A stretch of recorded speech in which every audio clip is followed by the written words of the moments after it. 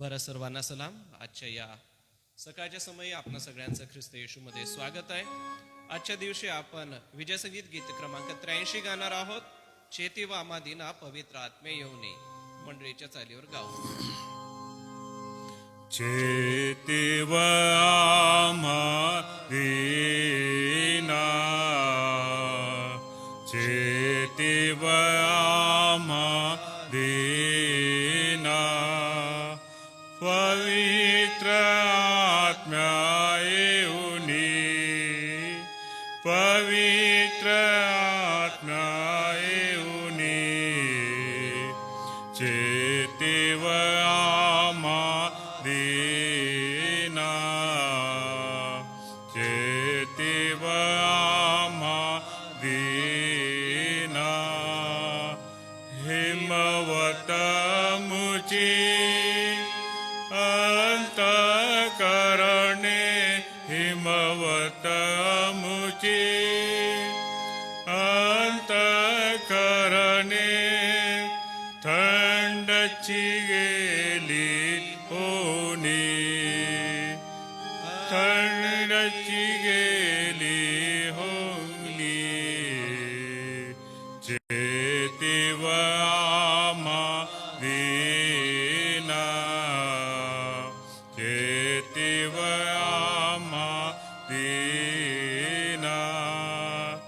ऐकलो वे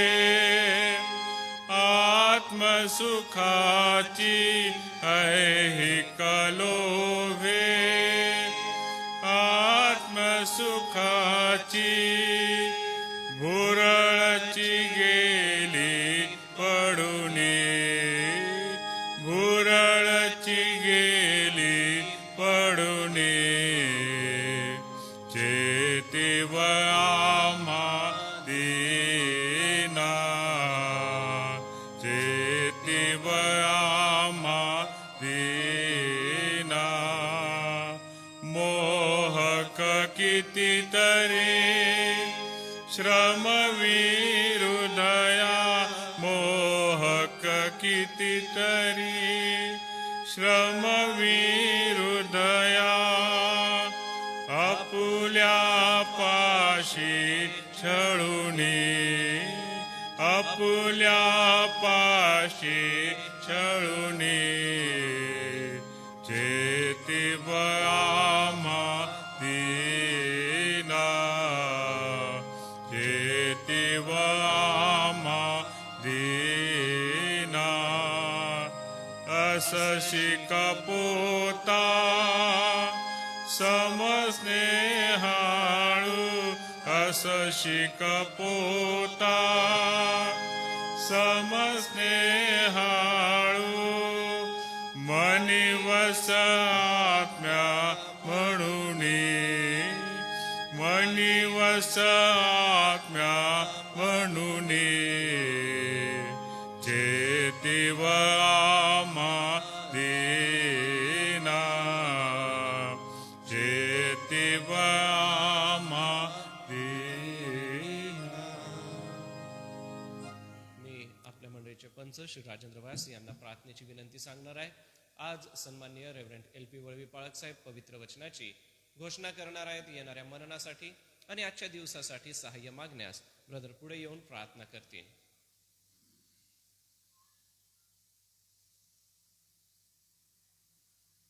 या प्रार्थना करू.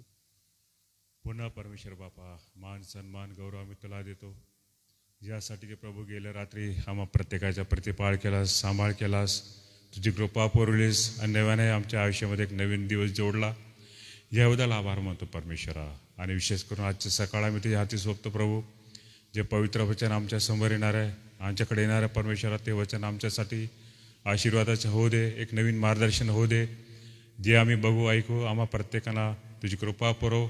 आणि प्रभू, तुझ्या वचनाप्रमाणे चालण्याची कृपा प्रत्येकाला पुरव. विशेष करून तुझ्या दासाला लागणारी कृपा पुरव. त्यांच्या ओठाला मुखाला स्पर्श करून तुझं पवित्र मानना, तुझं पवित्र मार्गदर्शन, तुझं पवित्र वचन आमच्यापर्यंत येत असताना तू त्यांना लागणारी कृपा पुरव. सर्व प्रकारच्या तांत्रिक अडचणी दूर करून आम्ही जे बघू ऐकू प्रत्येकाला तो आशीर्वादित कर. आमची प्रार्थना ऐकलीस, आम्ही आभार मानतो. येशूच्या नाम मागतो म्हणून तो ऐक. आमेन. प्रियजन हो, आजच्या सकाळची मनन चिंतनाची सेवा सन्मान्य रेव्हरंड LP वळवी पाळक साहेब हे करीत आहे. ऑनलाईन पाहणारे व उपस्थित वडील मंडळाच्या वतीने पाळक साहेब मी तुमचं स्वागत करतो आणि विनंती करेन की आपण मनन चिंतनाची सेवा करावी.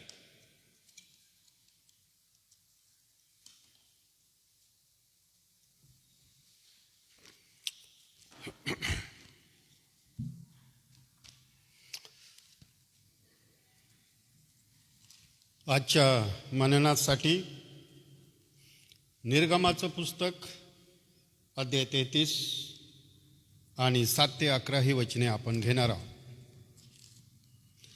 निर्गम 33 आणि 7 पासून तर 11 पर्यंत ही वचने वाचूया. मोशे छावणीबाहेर बऱ्याच अंतरावर तंबू घेऊन उभा करी व त्याला तो दर्शन मंडप म्हणे. कोणाला परमेश्वरापाशी काही प्रश्न विचारायचे असले म्हणजे तो छावणीबाहेर त्या दर्शन मंडपाकडे जाई. असे होई की जेव्हा मोशे त्या मंडपाकडे जाईल तेव्हा सर्व लोक उठून आपापल्या तंबूच्या दारात उभे राहत आणि तो मंडपात प्रवेश करीपर्यंत त्याच्याकडे निरखून पाहत राहत. मोशे मंडपात प्रवेश करी तेव्हा मेघस्तंभ उतरून मंडपाच्या दारी उभा राही आणि परमेश्वर मोशेशी भाषण करी. त्या मंडपाच्या दाराशी मेघस्तंभ उभा आहे असे सर्व लोक पाहत तेव्हा ते सगळे उठून आपापल्या तंबूच्या दाराशी दंडवत घालीत. मित्राशी बोलावे तसे परमेश्वर मोशेशी समोरासमोर बोले. मोशे छावणीकडे परत जात असे तरी त्याचा सेवक नूनाचा मुलगा यहोशुवा हा तरुण पुरुष मंडप सोडून बाहेर येत नसे. प्रार्थना करू.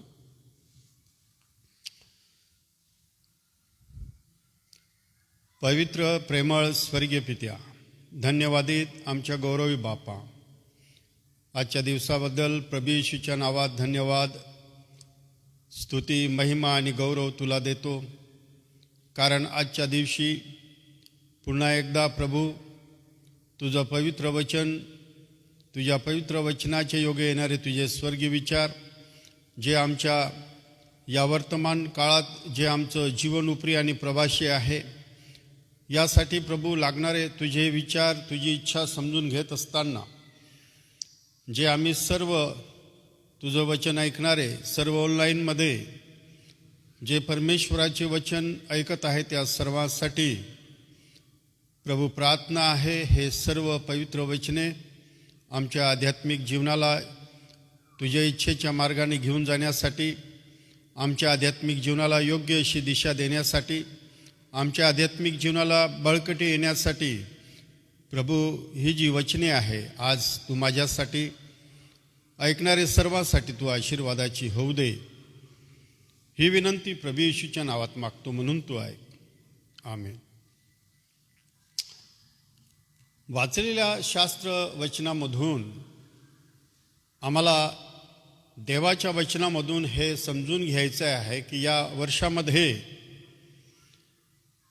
आम्हाला प्रभू संगती आमचा एकांत समयामध्ये आमचं जीवन आम्हाला कशा रीतीने घालवलं पाहिजे आहे. याचा उद्देश, याचं महत्त्व फार मोठं आहे. आध्यात्मिक जीवनाची रचना होत असताना जेव्हा एक विश्वासणारा प्रभू संगती आपलं एकांत समयामध्ये प्रभू संगती समय देतो, ज्याप्रमाणे आईच्या सहवासामध्ये एक बालक वाढते, आईचा सुंदर प्रेमळ मायेच्या छायेखाली त्या बाळकाची सर्वांगी विकास होतो. हे एक वास्तविक सत्य आहे. आईच्या सहवासामध्ये त्याचं संगोपन होते आणि आईबापांची चांगली ओळख, आईबापांचे स्वभाव आणि विचार त्या बालकाला बालपणापासून समजतात. हे सत्य जेव्हा आम्ही आध्यात्मिक जीवनाच्या क्षेत्रामध्ये ज्यावेळेस आम्ही विचार करतो आणि आम्ही समजून घेतो, ज्यावेळेस एक विश्वासणारा परमेश्वरासंगती आपली सहभागिता निश्चित करतो आणि त्या दिशेने तो आपली पावले ठेवतो, त्या समयासाठी तो भुकेलेला असतो, त्या समयासाठी तो वचनबद्ध असतो आणि शिस्तबद्ध असतो आणि परमेश्वराच्या सहवासामध्ये तो जात असतो. देवाच्या सर्व विश्वासणाऱ्यांना याची गरज आहे. म्हणून प्रभू येशू ख्रिस्त मत्ते 6:6 मध्ये काय म्हणतो? जेव्हा तू प्रार्थना करतोस तेव्हा आपल्या खोलीमध्ये जा आणि आपले खोलीचे दार बंद कर आणि आपल्या गुप्त दर्शी पित्याशी तू प्रार्थना कर. प्रभू येशू ख्रिस्त स्वतः मार्क शुभवर्तमान याचा 1 अध्याय आणि 35 वचनामध्ये तो आपल्या बापाच्या संगतीमध्ये मोठ्या पहाटेस तो जात असे आणि त्याच्या जीवनामध्ये आणि सेवेमध्ये ही एक मिळणारं एक ऊर्जा होती, एक मार्गदर्शन होती आणि आमच्यासाठी एक आदर्श नमुना आहे.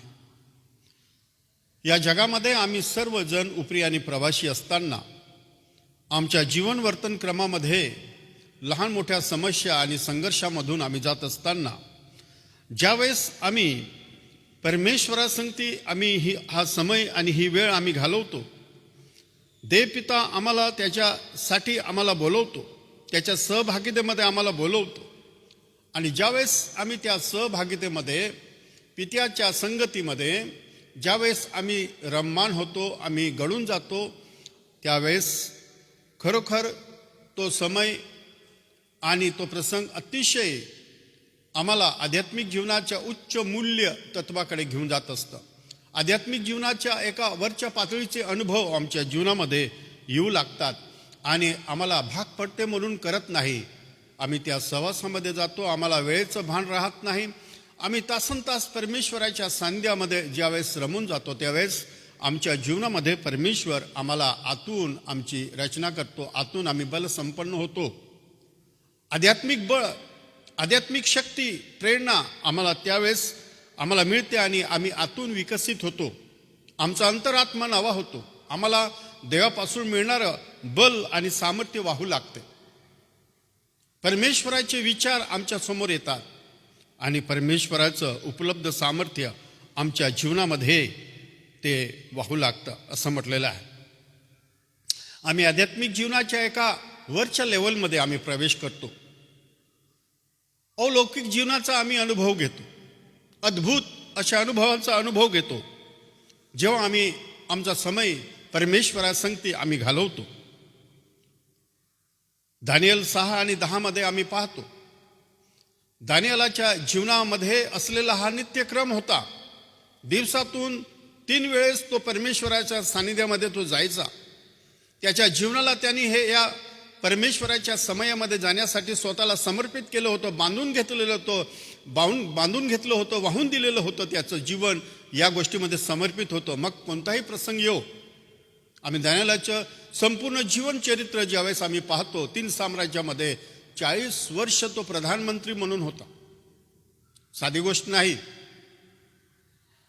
3 साम्राज्यामध्ये एक साम्राज्य जातं, दुसरं येतं, तरी त्यामध्ये दानिएल हा प्रधानमंत्री आहे आणि त्याच्या जीवनाचं रहस्य, त्याच्या जीवनामध्ये त्या देवासंगती घालवलेल्या वेळेमध्ये तो इतका अद्भुत रीतीने विकसित झाला की त्याला विधर्मी राजांनी साक्ष दिली की आमच्या साम्राज्यामध्ये असा एक तरुण आहे, त्याच्यामध्ये देवाचा उत्तम आत्मा वास करतो. त्याला सर्व गूढ गोष्टींचं ज्ञान परमेश्वराने दिलेलं आहे. याचं कारण दानिएलाने आपलं संपूर्ण जीवन देवाच्या सहवासामध्ये स्वतःला वाहून दिलेलं होतं. दाविदाकडे ज्यावेळेस आम्ही पाहतो तेव्हा दावीद इतका तो देवाच्या सानिध्यामध्ये एकांतवासामध्ये गीत काव्य लिहून परमेश्वराची उपासना करायचा आणि त्याचा अंतरात्मा इतका विकसित झाला, तो परमेश्वराच्या हृदयाशी इतका समरूप झाला. परमेश्वराला साक्षी द्यावं लागली, माझ्या मनासारखा मनुष्य आहे.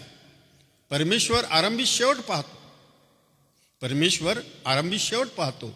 आणि दाविदाच्या जीवनामध्ये देखील आम्ही पाहतो जे जुन्या करारामध्ये जे होऊन गेलेले, परमेश्वराच्या कार्यक्षेत्रामध्ये ज्यांनी आपला ठसा उमटवला, प्रभावशाली झाले, त्यांची साक्ष त्या राष्ट्रामध्ये, त्या लोकांमध्ये आणि त्यांची साक्ष, जे मेले तरी त्यांची साक्ष आम्हाला प्रभावित का करते? की त्याने आपलं जीवन, आपला समय परमेश्वराच्या सानिध्यामध्ये त्याने घालवला आणि उच्चतम आध्यात्मिक जीवनाच्या कळसाला ते पोहोचले. या ठिकाणी आम्ही पाहतो त्याच्या जीवनाचा आवडता समय तो होता. त्याची संपूर्ण स्तोत्रांचा विचार करतो. त्या स्तोत्रामधून त्याच्या मनातून आलेले, देवाच्या आत्म्याच्या प्रेरणेने आलेले वचने, या संपूर्ण जेव्हा आम्ही या सर्व गोष्टींचा विचार करतो तेव्हा आम्हाला समजतं याचं रहस्य एक होतं की त्यांनी परमेश्वराच्या संगतीमध्ये आपलं जीवन त्यांनी घालवलं. आणि म्हणून आम्ही सर्व देवाचे विश्वासणारे लोक 2026 मध्ये आम्ही या वर्षाला सामोरे जात असताना, या वर्षाचा प्रथम महिना आहे.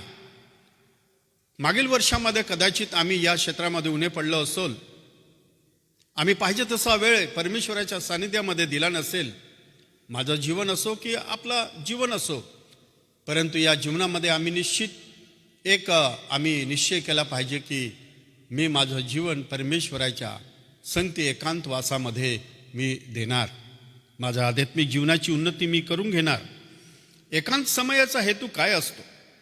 मोशे छावणी बाहेर जात होता.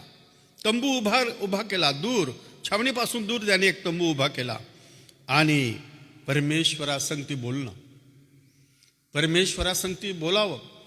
देव आमच्या संगती बोलू इच्छितो सदैव. ज्यावेळेस आमचं मन, आमचा अंतरात्मा त्या देवपित्याच्या सहभागितेमध्ये आम्ही एकरूप होतो, समरूप होतो आणि त्याच्या इच्छेमध्ये ज्यावेळेस आम्ही अधीन होतो त्यावेळेस परमेश्वराची वाणी आमच्या संगती बोलू लागते. परमेश्वराची वाणी सदैव बोलते. परंतु जगाच्या प्रभावामध्ये, देह स्वभावाच्या प्रभावामध्ये पुष्कळदा परमेश्वराची वाणी आम्ही ऐकण्यास असमर्थ बनतो. परंतु देव सदैव बोलतो. तो प्रकाराने बोलतो, विविध माध्यमातून बोलतो, परिस्थितीमधून बोलतो, अंतरात्म्यामधून बोलतो, वचनामधून बोलतो. पण परमेश्वर बोलतो. परमेश्वर आमच्याशी बोलतो. एकांतवासामध्ये आमचा उद्देश हा आहे, देवाने माझ्या संगती बोलावं, त्याची इच्छा मला समजावी, ती इच्छा घेऊन त्याच्या गौरवासाठी माझी पावले पडावी. हा परमेश्वराचा उद्देश आम्हा प्रत्येकाच्या जीवनासाठी आहे. मोशे सदैव परमेश्वराच्या एकांतवासामध्ये तो जात असे आणि मित्रासंगती बोलावं तसं मोशे परमेश्वरासंगती बोलत असे. होशे 6 आणि 3 होशे काय म्हणतो? चला आपण परमेश्वराला ओळखू. एकांत समयामध्ये जो सर्वशक्तिमान परमेश्वर आहे त्या परमेश्वराची ओळख आम्हाला सतत खऱ्या रीतीने होत जावी. एका जिवंत परमेश्वराच्या ओळखीमध्ये आमचं जीवन आम्ही असं विकसित करावं की त्या ओळखीच्या द्वारे आम्ही त्या जिवंत देवावर अतिशय संपूर्ण मनाने, संपूर्ण जीवाने, शक्तीने आम्ही प्रेम करावं. अशा प्रकारे हा एक समयाचा उद्देश असतो. तो म्हणतो चला आपण परमेश्वराला ओळखू. आणि ज्यावेळेस परमेश्वराला मनुष्य ओळखतो त्यावेळेस मी सांगितलं की परमेश्वर त्या संगती बोलतो. जसं ओळख होते तसं परमेश्वराची जवळीकता येते. परमेश्वराच्या समीप आपण जातो, परमेश्वर बोलतो आणि त्या व्यक्तीला परमेश्वर आंतरिक सामर्थ्य आणि अधिकारयुक्त सामर्थ्य बहाल करतो. फार साधी गोष्ट नाही, ही एक प्रक्रिया आहे. आणि या गोष्टी होत असताना बाह्य जगामध्ये एक बदल होत असतो. अचानक बदल होतो, अचानक विरोध होतो. हे एक पण वास्तविक सत्य आहे. काही न होता जसं आम्ही विकसित होतो तसं बाह्य जगामध्ये बदल होत जातो, विरोध होतो. परंतु ते एक चिन्ह आहे की आम्ही परमेश्वराच्या दिशेने त्याच्या इच्छेमध्ये चालत आहोत. हे एक प्रमाण आहे. नीती 3:5-6 यामध्ये काय देवाचं वचन सांगतं? एकांतवासामध्ये आमचा विश्वास वाढतो. विश्वास वाढवणं, विश्वासाची रचना करणं, त्या देवाच्या वचनावरील विश्वासामध्ये मुळावलं जाणं आणि अशा मजबूत विश्वासामध्ये आम्ही वाटचाल करतो एकांत समयामध्ये, आणि त्यामध्ये आम्हाला परमेश्वरापासून मार्गदर्शन मिळतं. पहा, अद्भुत गोष्ट आहे. मार्गदर्शन परमेश्वर आम्हाला देतो. पुष्कळदा मार्गदर्शन न मिळण्याची कारणे आम्ही असफल होतो. देवाच्या सहवासामध्ये बसण्यासाठी, देवाच्या सानिध्यामध्ये राहण्यासाठी असफल होतो. त्यावेळेस आम्ही परमेश्वराचं मार्गदर्शन चुकवतो. स्तोत्र 90 आणि 12 मध्ये एकांत समय हा आहे आम्हाला देवाच्या सानिध्यामध्ये आम्हाला शुद्ध होण्यासाठी, निर्मळ होण्यासाठी. आम्ही देवाच्या सहवासामध्ये जातो, त्याच्या वचनाचं मनन चिंतन करतो. त्या वचनामधून परमेश्वर आमच्या संगती बोलतो. कारण असं म्हटलेलं आहे, प्रत्येक ईश्वर प्रेरित शास्त्रलेख दोष दाखवणं, सुधारणूक करणं नीती शिक्षणासाठी आहे.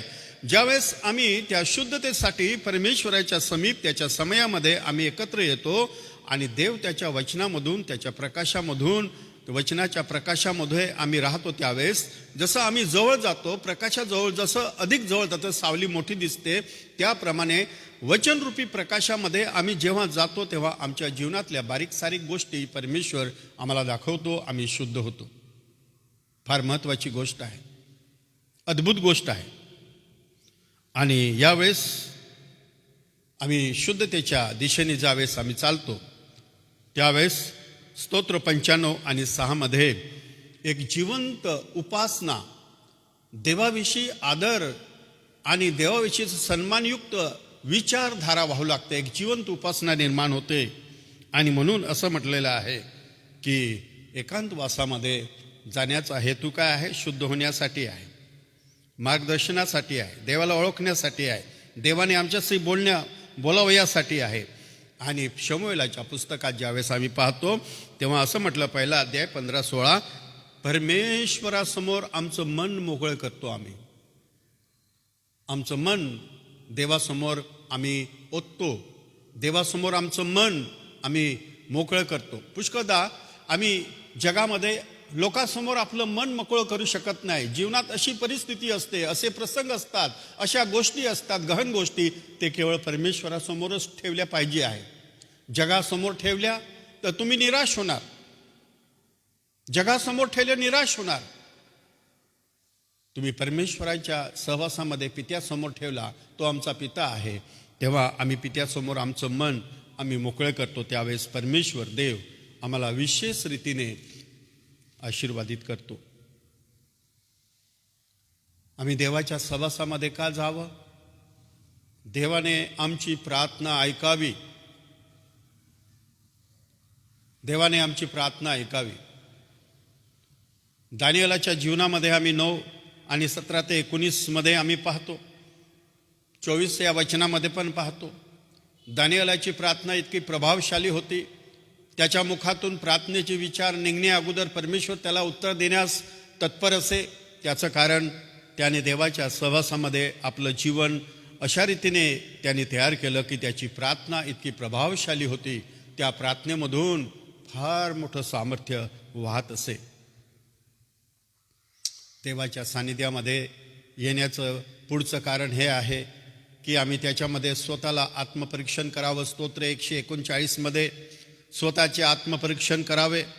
आणि आत्मपरीक्षण करून ज्यावेळेस आम्ही परमेश्वराच्या हाती आमचं जीवन सोपतो, त्यावेळेस त्या समक्षतेमध्ये परमेश्वर देव यशाया 40 प्रमाणे आम्हाला नवीन शक्ती, नवीन बल प्रदान करतो. फार अद्भुत आहे. नवीन शक्ती, नवीन बल परमेश्वर प्रदान करतो, असं देवाचं वचन आम्हाला सांगत आहे. किती मोठं महत्त्व आहे, किती अद्भुत रहस्य परमेश्वर ठेवत आहे. चला या, तुम्ही माझ्याकडे या, आपण वार्तालाप करू. परमेश्वराच्या समक्षतेमध्ये राहण्याचे किती मोठे आशीर्वाद आहे हे आम्ही देवाच्या वचनामधून पाहतो. एकांत समयामध्ये आम्ही काय करावे? परमेश्वरासंगती आम्ही वेळ घालवावा, पवित्र शास्त्राचा उपयोग करावा. देवाच्या वचनामधून परमेश्वराचे विचार आपल्याला कळतात. पवित्र आत्मा आम्हाला ते विचार शिकवतो आणि आत्मिक संगतीमध्ये मेळ बसतो आमचा. देवाच्या वचनाचं महत्त्व आम्हाला प्राप्त होतं, कारण देवाचं वचन अशी एक गोष्ट आहे ते सार्वकालिक आहे, ते कधी बदलत नाही. हे सत्य कधीही बदलत नाही. येशू ख्रिस्त म्हणतो आकाश आणि पृथ्वी निघून जाईल, पण परमेश्वराच्या मुखातून आलेला प्रत्येक शब्द कायम आहे, सार्वकालिक आहे. त्या वचनाचं महत्त्व आम्हाला कळतं, वचनाचं मोल आम्हाला कळतं. ज्यावेळेस ही वचने त्या संगतीमध्ये आम्ही घेतो तेव्हा आम्हाला समजतं मी कुठे चुकलो आहे. त्या संगतीमध्ये आम्हाला समजतं की मला आध्यात्मिक बांधणी कशी करता येईल आणि देवाच्या मार्गाने मला कसं चालता येईल. आणि अशा प्रकारचं या ठिकाणी आम्हाला देवाचं वचन सांगतं. योहान 17 आणि 17 देवाचं वचन सत्य आहे आणि इब्री 4 आणि 12 प्रमाणे देवाचं वचन आमच्या युद्धासाठी आत्मिक तलवार आहे. ह्या सर्व गोष्टी आम्हाला केव्हा कळतात? जेव्हा आम्ही देवाच्या सहवासामध्ये बसतो, देवाच्या वचनाचं मनन करतो, खोलवर त्याचं वर आम्ही चित्त लावतो, त्यावेळेस या सर्व गोष्टी होतात. आणि पवित्र शास्त्राचा उद्देश काय आहे?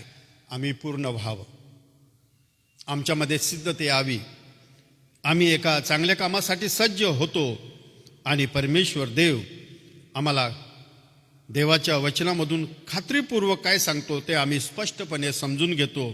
अशा प्रकारचं हे देवाचं वचन आहे. अनेक गोष्टी आहे त्याच्यामध्ये, त्याची पद्धत वेगवेगळी आहे.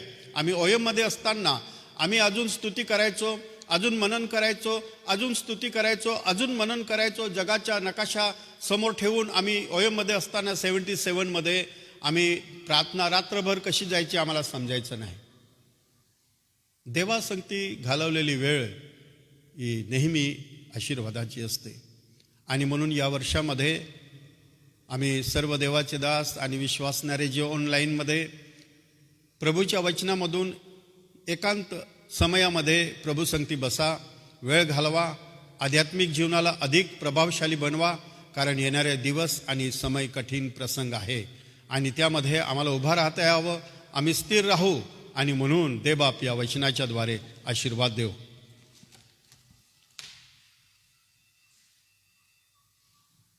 प्रियजन हो, अतिशय सोप्या भाषेत आम्हाला देवाचा पवित्र निरोप कळलेला आहे. परमेश्वर पित्याला मी धन्यवाद देतो, त्याच्या नावाची स्तुती महिमा करतो. कारण की खऱ्या रीतीने आमचा प्रभू आणि त्याच्या सहभागितेची जे आशीर्वादित वचन आहे, त्याचं वचन जितकं आपण वाचू, प्रार्थनेमध्ये जितका वेळ आम्ही घालू, त्याच्या सहभागितेमध्ये जितका आम्ही वेळ घालवू, तितका प्रभू आम्हाला आशीर्वाद देत असतो. या सुंदर वचनाच्या मननासाठी मी पाळकसाहेब आपलं मनपूर्वक आभार मानतो आणि आजच्या या वचनासाठी परमेश्वर पित्याला धन्यवाद देतो. ज्यांचे आज जन्मदिवस आहे त्यापैकी आज डॉक्टर मधुकमल हिवाळे यांचा जन्मदिवस आहे. मंडळीच्या वतीने त्यांना शुभेच्छा देतो. आपल्या नित्य प्रार्थना विषय आहेत. मी माननीय रेव्हरंड राजू मार्गे पाळकसाहेब तुम्हाला विनंती करणार आहे. मार्गे पाळकसाहेब पुढे येतील, थोडक्यामध्ये प्रार्थना करतील आणि त्यानंतर आपण प्रभूची प्रार्थना म्हणू आणि आजचे नियोजित वक्ते सन्माननीय रेव्हरंड LP वळवी पाळकसाहेब पुढे येऊन आशीर्वाद देतील.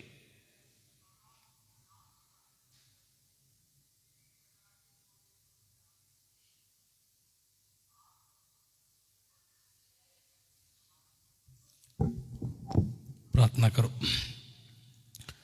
आकाश आणि पृथ्वी यांच्या गौरव येते बाप्पा, आजच्या या सकाळच्या समय आम्ही तुझे उपकार स्तुती करतो. एक सुंदर मनन तुझ्या वचनामधून तुझे दास आदरणीय रेव्हरंड LP वळवी पाळकसाहेब यांच्याकडून हे आत्मिक अन्न आणि आत्मिक मानना, तुझ्या वचनाचा आशीर्वाद आम्हा प्रत्येकाला तू दिलेला आहेस. म्हणून आम्ही तुझी उपकार स्तुती करतो. अच्छा, या मननामध्ये आमचा विश्वास आहे की तुझी उपस्थिती तुझ्या पवित्र आत्म्याच्या सामर्थ्याच्या द्वारे आमच्यावर आहे आणि आम्ही सदैव तुझी सेवा करावी, तुझं गौरव करावं. तुझा उद्देश या जगामध्ये पूर्ण करावा ही तुझी इच्छा आहे. आणि म्हणून आजचा समय आम्ही तुझ्या पवित्र हातामध्ये आम्ही सोपवतो.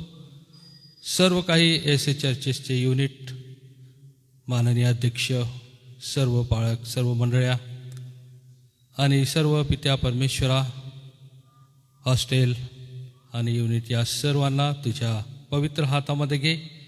आतापर्यंत गौरी दे बाप्पा, तुझी कृपा तू पुरविलीस, इथून पुढे देखील तुझी कृपा तू पुरवू. आज आम्ही तुला धन्यवाद देतो मधुकमल हिवाळसर यांचा आज बड्डे आहे. त्यांना शुभेच्छा देत असताना विशेष त्यांना तो आशीर्वादित कर आणि त्यांच्या कुटुंबामध्ये जो आनंद आहे तो बहुगुणित कर. आम्ही तुला धन्यवाद देतो आज सर्वांच्या जीवनासाठी, विशेष करून आजच्या वचनासाठी. आम्ही सर्व मिळून तुझ्या पवित्र हातामध्ये येतो. प्रभू येशूच्या नावाने मागतो म्हणून तू ऐक. आमेन. प्रभूने शिकवलेली प्रार्थना म्हणूया. हे आमच्या स्वर्गातील पित्या, तुझे नाव पवित्र मानिले जाओ. तुझे राज्य येव, जसे स्वर्गात तसेच पृथ्वीवरही. तुझ्या इच्छेप्रमाणे हो. आमची रोजची भाकर आज तो आम्हास दे, आणि जसे आम्ही आमच्या ऋणी ऋण सोडितो तसेच तो आमची ऋणी आम्हास सोड. आणि आम्हास परीक्षेत आणू नकोस, तर आम्हा सर्व वाईटापासून सोडीव. कारण की राज्य, सामर्थ्य आणि गौरव ही सर्व काळ तुझीच आहे. आमेन. आता आपल्या प्रभू येशू ख्रिस्ताची कृपा, देवबापाची महान प्रीती, पवित्र आत्म्याची गोड संगती, इथे जमलेल्या सर्व तुझ्या प्रिय दासाबरोबर, देवाची मंडळी आणि देवाचे निवडलेले राष्ट्र इस्रायल्याबरोबर, प्रभू येशू तू लवकर येत आहे त्या समयापर्यंत सो. आमेन.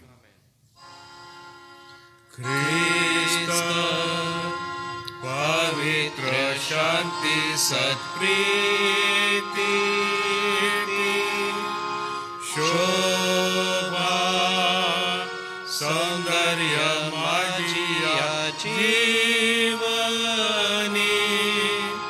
येशू पवित्र तू शुद्ध मज करी तुझे सौंदर्य दिसो या जीवनी.